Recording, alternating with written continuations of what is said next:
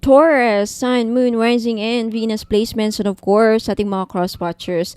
Magandang araw po sa inyong lahat. Welcome o welcome back po dito sa Bono Magos PH. My name is Angel Francia Feliciano. Now, in today's video, Taurus, alamin natin kung ano yung mga mensahe, gabay, at magiging kapalaran ninyo in the next few weeks, few days, few months. Ayan, anong lalabas sa baraha, titignan natin, no? Paalala lang, Taurus, sa lahat po ng mga nanonood dito, lahat ng tarot readings ko dito sa YouTube channel na to ay general reading lamang. So, ibig sabihin, di po lahat ay makaka-resonate. Kunin nyo lang kung saan kayo nag-resonate at even yung hindi. Alright, let's start with the winds of fortune. Wow! Okay, mamaya explain natin to. Next, you have the emerging dawn. Next oracle card, you have the hidden keys. Next oracle card, you have the frost of stillness. And then kukuha naman tayo ngayon ng mga tarot cards para sa karagdagang impormasyon, more mensahe, gabay at kapalaran ninyo in the next few days, few weeks, or even few months, no? Tignan natin kung ano yung mga lalabas sa baraha. Anong gustong ibahagi sa iyo ng mga gabay mo ng universe. First card, you have the King of Cups. Water signs, Cancer, Pisces, Scorpio. You have the Seven of Wands. Next is, you have the Four of Pentacles. Next energy, Taurus, you have the Hermit. Okay, so explain natin to isa-isa. Okay, Taurus. First card, you have the Winds of Fortune. Alam mo, isa lang ibig sabihin nito, Taurus. Sa gitna ng mga pagsubok, alam mo pag naglalayag ka, so same with paglalayag, hindi all the way na paglalayag sa gitna ng dagat, maraming pagsubok niyan eh. May mga bagyo, mga storm, yung hangin, minsan mawawala ka. Di mo alam. Pero ang sinasabi nito, sa gitna ng mga pagsubok, gagabayan ka ng winds of fortune na makuha o makamit mo ang mga swerteng makakamtan mo o magaganap sa buhay mo. Sa gitna or while going through some challenges, while going through, even at the same time, may mga opportunities na dumarating. Meron mga opportunities na dumarating. Sa mga resonate lang ha. May mga akala mo, andito ng opportunity, no? But kaakibat yan, mga challenges, mga pagsubok. Pero alam mo, ganyan ang buhay eh. Ituloy mo lang yan. Wag kang sumuko. Yan ang winds of fortune. Lalakbayin ka.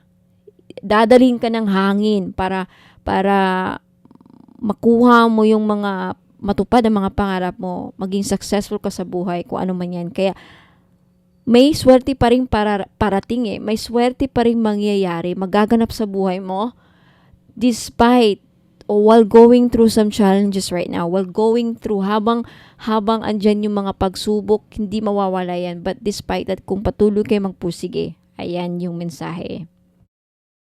And next, you have the emerging dawn.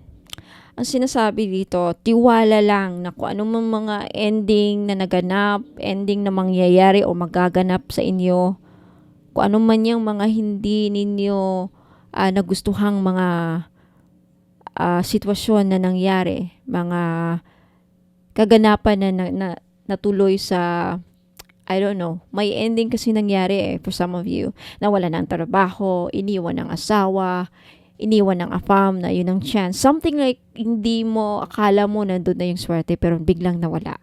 Opportunity, trabaho, something like that. There's something about that. But then the message here is tiwala lang. Tiwala lang na just because may nawala, may nag-end, it doesn't mean tuluyan na. Tuluyan nang di mo na makakamtan. Wala nang pag-asa. Meron yan. When there's an ending, there's a new beginning. So, ibig sabihin, may ipapalit yan. May mas better pang ipapalit sa afam na nawala mo, sa relationship na nasira, sa trabaho na wala, o hindi mo nakuha, or anything na hindi mo na-accomplish. Merong pang mas better na darating na opportunity sa inyo, mga Taurus. And next, you have the hidden keys with the Four of Pentacles. This is a message more about kapalaran. In the next few weeks, even few months, or even some of you, baka next year or bago magtapos itong taon nito, makikilala niyo, Taurus, kung sino yung mga taong loyal sa iyo. Sino yung mga taong karapat-dapat mong ingatan or i-keep close to your heart, at sino yung mga dapat i-let go. Kasi with the hidden keys, parang puzzle na napagkumpleto mo yung puzzle. Nakita mo yung kabuuan na sila pa yung mga taong hindi ko dapat pagkatiwalaan. Sila pala yung mga tao. Although alam mo na meron pa, magugulat ka. At meron pa pala na, meron pa palang mga tao na dapat ko na talagang i-let go. Meron pa pala. Kung nangyari na to sa inyo, Taurus, meron pa darating na ma-realize mo na wala na talaga. Wala na akong pagkakatiwalaan. So, makaka-resonate lang because lumabas kasi dito catching people. Ayan. Next is, you have the Frost of Stillness and the Hermit. I think in the next few days, few weeks, or even few months, bago magtapos ang taon na to, Taurus, lalong lalawak ang iyong kaalaman, awareness. Some of you, magkakaroon kayo ng soul searching. You will take inventory of what's happening in your life, or what happened. Ano mga nangyayari sa inyo? Ano na bang narating ko? May patutunguhan pa ba ito? Ano nang next na gagawin ko? So after this, even your plans, there could be some changes in your plans. And some of you are wondering, with the Frost of Stillness, there is parang tumigil ang mundo. There is na parang nilay-nilay ka na parang bumabagal ang takbo ng oras sa'yo, ang mundo sa'yo, na parang at the 1 second or even a few moments parang nawala ka. It's not so much about losing or like nawala ka sa landas, but it's so much about nagkaroon ka ng ibang pananaw sa sarili mo at sa mundo. Kumbaga, spiritual awareness to, spiritual awakening, something like that, na mangyayari o magaganap sa inyo, Taurus. Now, and because of this, lalo kayong maging wise, especially when it comes to your decisions, your decision making. And because of that, dahil super wise ka na, wiser than you used before in the past few years, wiser. So, ibig sabihin, mostly, yung mga decisions mo in the next few weeks, few days, few years, puro tama na. Hindi ka na magkakamali sa mga decision mo sa buhay because you're wise enough to know the difference. Ayan.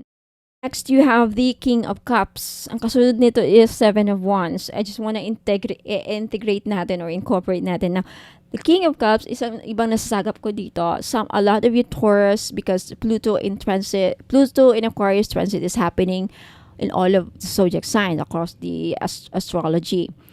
I think in the next few weeks, few months, mararamdaman ninyo na even though there are some slight changes, may mga pagbabago na the way you handle situations, the way you feel, handle, the way you carry, the way you manage situations, the way you paano nyo dalhin ang mga most especially challenges sa relationship, challenges sa career, challenges sa family, in all aspects of your life, the way you handle certain situations in your life, magiging matured ka. You will handle it well, kumbaga. Magugulat yung ibang tao.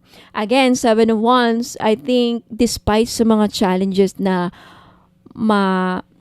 mararanasan ninyo or darating sa inyo, kasi yung mga challenges as stressors at mga pagsubok, hindi nawawala yan But I feel like this time, despite of that, andyan yan, but despite nga, may swerte kang matatanggap. May swerte, may blessings na paparating. And, most especially, alam mong dalhin, alam mong i-carry, carry mo ang mga challenges na kayang-kaya mo, kumbaga, mga problemang darating, mga issue, mga challenges, pagsubok, kung ano man yan.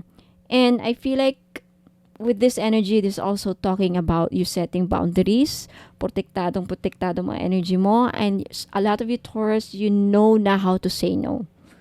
Parang, there is this, you are being protective now of yourself. Ano ka na? Hindi ka na kasing kampante before. Parang nag-iingat ka na sa lahat ng bagay. Iingat ka na sa mga decisions mo, sa emotions mo, especially with your feelings for yourself. There's a lot about you protecting your energy, yourself, your life even.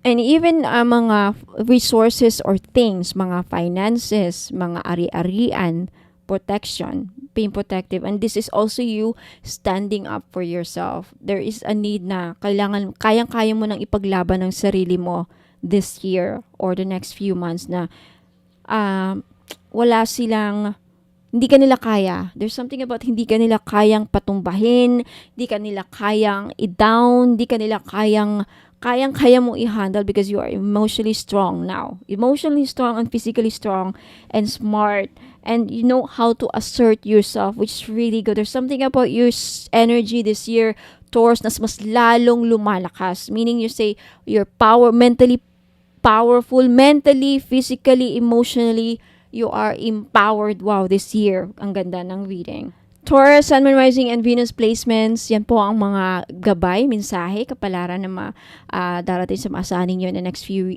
weeks or few days, few months. Ayan. So mga resonate, let me know in the comments. And if you enjoyed watching this video, let me know as well by liking this video. At if you want to claim this, mag-leave din kayo ng comments sa baba. Now, for those of you who are interested na sumali sa mga libreng pahula, nagaganapin dito once a week, every Saturday or Sunday, if may time ako. Make sure na nakapag-subscribe kayo at make sure na na-click yung notification bell para ma-notified kayo na meron akong libreng pahula dito sa YouTube. Now, for those of you Taurus na interesadong makabili, gusto makita yung mga paninda ko, mga binibenta kong produkto, stay put. I will be back for the instructions on how to place an order at saan makikita o mahanap yung mga produkto ko. Maraming salamat. Ingat po and God bless. Hope to see you again next time, Taurus. Hello! Ayan. So, mga interesado pong makita yung mga produkto ko. Ayan. Lahat po ay nakalista or all of my products are listed on my website. So, paano po mahanap ang aking website? You just type here, kunyari, ito yung phone mo.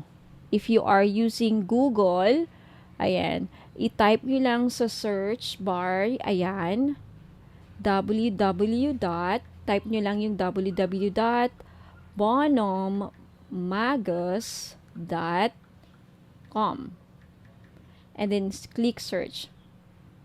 Okay, lalabas po yan. First, you have to accept all. Click the accept all cookies. Ayan. So, dito nyo makikita yung mga produkto ko. Ito yung unang bubungan sa inyo sa website. Nakikita nyo yung dalawang linya dyan sa taas. I-click nyo yan para makita nyo yung navigation pages. Yung navigation ng mga menu or pages. Dyan, nandyan yung home page. Okay, makikita nyo dito yung home page, yung biography ko, yung tarot services and more. Andyan yung prayers, bracelets, and amulets. Yung 18K gold-plated crystal necklace, yung crystal bracelet for men and women, yung mga oils, candle, sage and bath, eye amulets. So, andyan din po yung aking Facebook page link. I-click nyo lang ito. Kunyari, gusto nyong makilala ako. So, punta kayo sa biography. Click nyo yung biography na yan. Automatic, may ibang lalabas na isang page. So, andyan. Basahin nyo lang yan. Makikita nyo yung aking educational background, yung mga courses na tinake ko.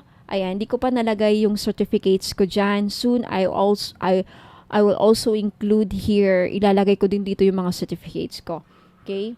Ayan. So, medyo mahaba-haba yan. Punta na naman tayo sa Tarot Services and More. I-click nyo lang yan. Lalabas dyan. I-explain kung bakit 15K yung all-in-one spiritual package Tarot Services ko. Andyan yung description. Basahin nyo lang dyan kung bakit 15K. And for those of you who are interested sa spell jars, andito rin. Ayan. Mag-message lang kayo sa akin sa Facebook page. Okay? Now, to make sure na ako pong na-follow nyo sa Facebook page at hindi yung mga scammers, andito po yung link. I-click nyo lang yung Facebook page. Ayan, i-click nyo. Lalabas po yung Facebook page ko. Okay? Next, punta tayo sa Evil Eye Amulets. Okay. Andito yung description, ano yung mga evil eye amulets, para saan, anong benefits. So, andyan nakasulat. Now, if you, gusto nyo ng bracelet, ito yung pyrite. Yung iba, pronunciation pyrite. Pyrite, okay, 1,980 each, may kasamang freebies. Andyan yung description, andyan yung explanation, ano mga benefits, ano mga uses, instructions kung paano gamitin, or paano how to take care of your jewelries. Andyan yung evil eye, i-click natin yung picture. Okay, yan yung price, 390. Andito rin yung nakasulat yung mga prices. Now, if hindi nyo alam paano bumili dito, okay, kung wala kayong PayPal, just take a screenshot of this item. Screenshot nyo to at ipadala nyo po sa akin sa Facebook page. I-message nyo po sa akin dito. Okay, na yan ang mga gusto nyong kunin. Para pag gusto nyong bumili, para alam ko yung gusto nyong bilhin. Dito nyo titignan sa website ko yung mga items. I also have mga crystal bracelet for men and women. Hindi pa nakumpleto yan, pero soon makukumpleto na. So, each picture, i-click nyo lang para makita nyo yung mga description, anong mga benefits. This one is 500, yung malachite with rose quartz. Ayan. And also ask if available pa, mga madam, ha, kasi sa website minsan hindi ko na-update yung website ko. Minsan meron doon nakalagay sold out pero available. Minsan nakalagay na available pero sold out. Okay, just ask kung available pa. Again, take screenshot of the item. Yan, screenshot nyo yan at ipadala nyo sa akin sa Facebook page ko. Along with the price, kung meron price, ayan. Take screenshot of the item. What else? I also have mga oils. Okay, oils and candles. I have kajiput. I-click nyo lang yung mga picture na yan to see the description and the prices. Ayan. Always click here. Marami pa kayong madidiscover. And for prayers, libre lang ang mga, mga prayer. Pwede nyong tignan, pwede nyong kopyahin, pwede nyong screenshot, pwede nyong libre lang dito tumingin ng mga prayers ko. Libre ninyong ma-access. Kagaya niyan, all-in-one red string prayer. Sa mga nakabili ng all-in-one red string, dito nyo makikita yung mga prayers at sa mga ibang items.